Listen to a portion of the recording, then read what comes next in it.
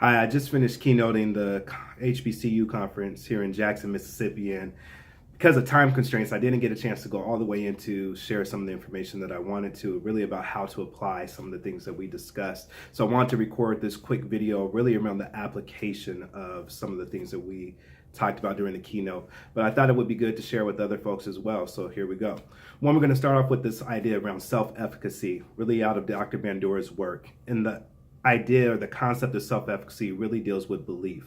And it is the belief in my ability to cause or bring about a result, right? Self-efficacy, the belief in my ability to cause or bring about ... whatever I want. It doesn't mean that I necessarily know how to do it, but it's my belief that I'm smart enough, resourceful enough, I can figure it out somehow, some way, I can actually accomplish that task.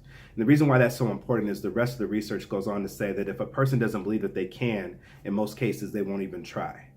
So if we've ever been there ourselves, or we've seen this in other people where we have mentally psyched ourselves out before we've actually even tried or attempted a task, we wanted something or we thought about something for a brief moment, but quickly talked ourselves out of it because the truth is we didn't believe that we had the efficacy to pull it off. Right? And so the question becomes, how do we actually apply this? And so as we were talking earlier today here at the conference about the classroom, and a story that I wanted to share briefly is about one of my friends who teaches a GED course at one of the community colleges.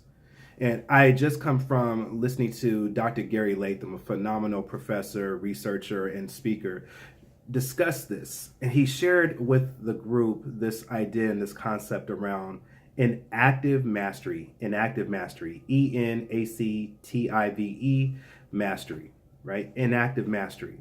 And what enactive mastery is, it is breaking something down into small wins. So it's taking a project or it's taking a larger process and creating small wins for the individual. And as those people experience those small wins, it begins to build their self-efficacy up.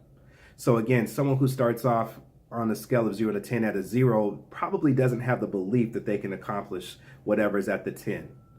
They don't have the belief, they don't have the experience in that. And so what you do is you create a small step to go from 0 to 1 that's pretty much designed for them to win, small wins.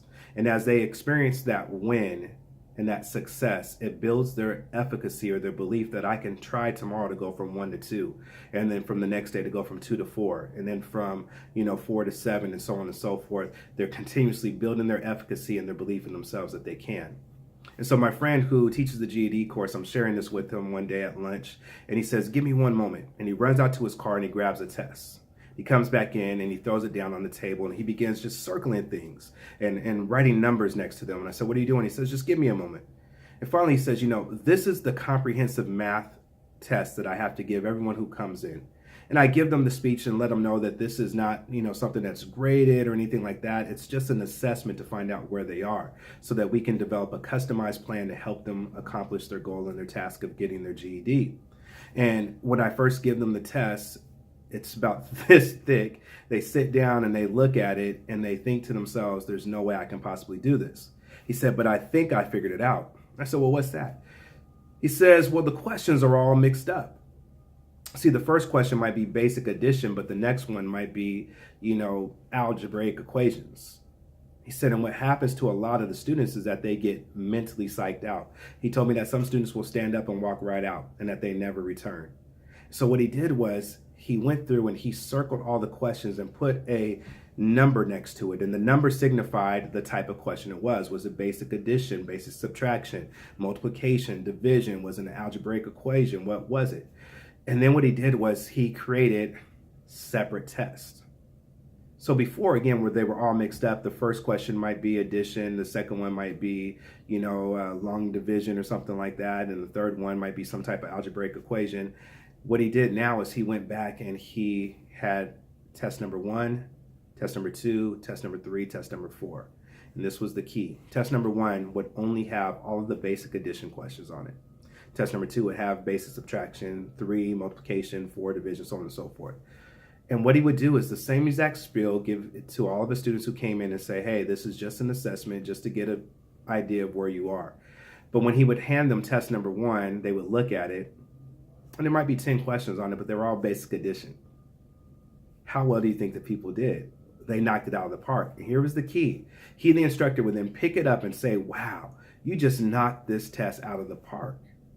You want to take test number 2? People would come back and say, yes, absolutely. He would hand them test number 2, basic subtraction. What do you think they did? Again, very successful. He would say, wow, you're killing this. You ready for test number 3? And so on and so on. And finally, once things got fuzzy, he said what happened around test number 6 or 7, he would come back to them and say, wow, you knocked these first 5 tests, these first 6 tests out of the park. It looks like things got a little fuzzy for you around 6 or 7, but that's okay. Look at this strong foundation that you have. Now, he never changed the questions. He only changed the order that he was giving the questions. And what he saw was a huge, huge flip in the percentage of people who would come in to take this assessment to the people who would actually show up to enroll in the GED course.